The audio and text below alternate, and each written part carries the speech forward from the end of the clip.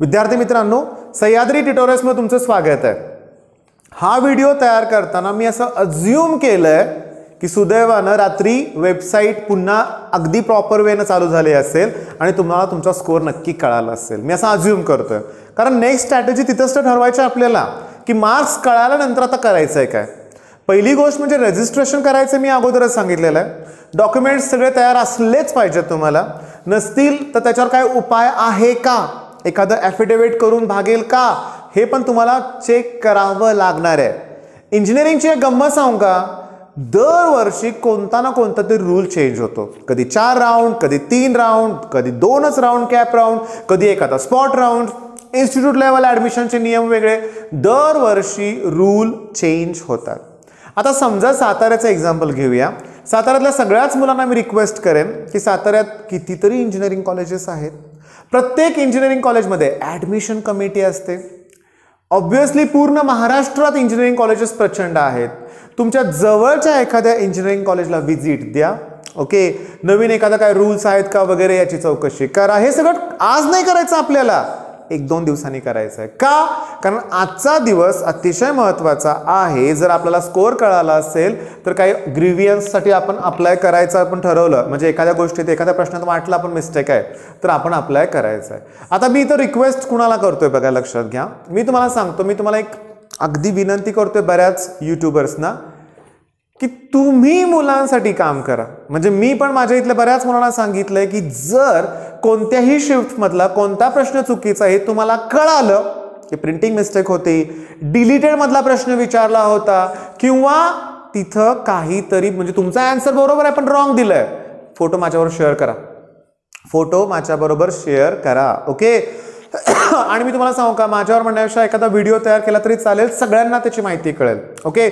म्हणजे मुद्दा काय की आपल्याला इतरांकडून पण माहिती मिळाली तर फायदाच होणार आहे ना।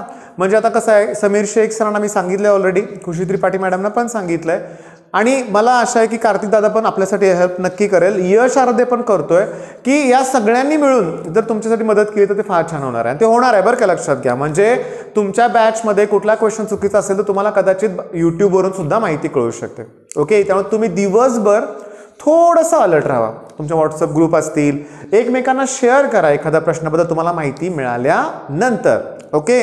म्हणजे पॉईंट तुमचा क्लिअर झाला आता की पहिल्यांदा गोष्ट म्हणजे काय माहिती आहे का, याच्यावर काम करूया आपण, ग्रीव्हियन्सवरती, लक्षात घ्या। मिस्टेक्स काय असतील ते क्लिअर करूया आपण, ठीक आहे। आणि आता स्ट्रॅटेजी पुढची काय असणार आहे, मी तुम्हाला एक्झाम्पल देतो। माझ्याकडे एक स्टुडंट गेल्या वर्षी होता की त्याचा CET मधला स्कोर होता 82 आउट ऑफ 200 आणि त्याचं पर्सेंटाईल होतं 80%। मी सिम्बॉल काढतो पर्सेंटेजचं, पर्सेंटाईल लक्षात घ्या, पर्सेंटेज नाही, म्हणजे ऑलमोस्ट सेम, ओके। माझ्याकडे अजून एक स्टुडंट होता की ज्याचा स्कोर ऑलमोस्ट 100 कडे होता, ओके, आउट ऑफ 200 आणि त्याचं पर्सेंटाईल 90% होतं, ओके, 90%। म्हणजे तुमच्या लक्षात आलं का, 20 मार्क वाढले, पर्सेंटाईल 10च वाढतात। म्हणजे मार्क्स आणि पर्सेंटाईल, मी तर लिहिलं मार्क्स कळाल्यानंतर पर्सेंटाईल लगेच कळणार नाही आहेत, बॅचनुसार इश्यू होतोय। मी अजून एक एक्झाम्पल देतो। माझ्याकडे एक स्टुडंटला 154 स्कोर होता, त्याला 99 पॉईंट समथिंग पर्सेंटाईल होतं आणि एकाला 163 होते, त्याला 98% होतं। शिफ्ट बॅच नुसार फरक होतोय, हे लक्षात घ्या। आता मेन पॉईंट काय की या मुलाला बेस्ट MIT कॉलेज मिळालं, ओके। मॅनेजमेंट थ्रू नाही घेतलं पण मेन चांगलं कॉलेज मिळालं याला, ओके। विद्याप्रतिष्ठान बारामती मिळालं म्हणूया आपण, ठीक आहे। आणि दोघेही खुश आहेत, म्हणजे मुद्दा काय की 80% जरी असेल तर तुम्ही काउन्सिलिंग थ्रू प्रॉपर प्लॅनिंग करून चांगलं कॉलेज मिळवू शकता।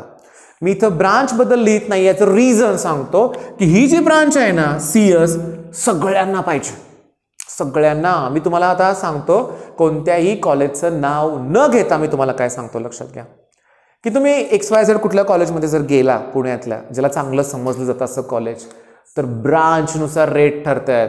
ह्याबद्दल सांगितलं जातं की जागा शिल्लकच नाही आहे, तुम्ही जास्त फोर्स केला तर अगदी 10 लाखापासून 20 लाखापर्यंत सुद्धा डोनेशन घेतात कॉलेजेस।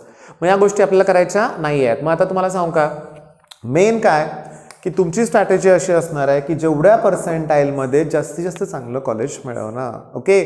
मग आता मी तुम्हाला सांगतोय, रिक्वेस्ट करतोय की मी तुम्हाला काल पण एक नंबर दिला होता, आज पण देतोय. हा नंबर, याच्यावर तुम्हाला फोन कॉल रिसीव्ह केले जाणार नाहीत बरं का भावनो, ते फार अवघड आहे. ओके, 7756886462 हा जो नंबर आहे ना, जर तुम्हाला आता ओपन झालेला असणारच आहे, डाउनलोड ऑप्शन नक्की असेलच, लक्षात घ्या. करा डाउनलोड, पुन्हा ते 2 दिवसांनी राहणार नाही आहे तिथं. मग डाउनलोड केल्यानंतर जर शेअर करायला जमलं तर या नंबरवर तुम्ही व्हॉट्सअपला ते पाठवा प्लीज. खूप हेल्प होईल नेक्स्ट इयरच्या मुलांसाठी. ठीक आहे, मग ऑल द बेस्ट, धन्यवाद.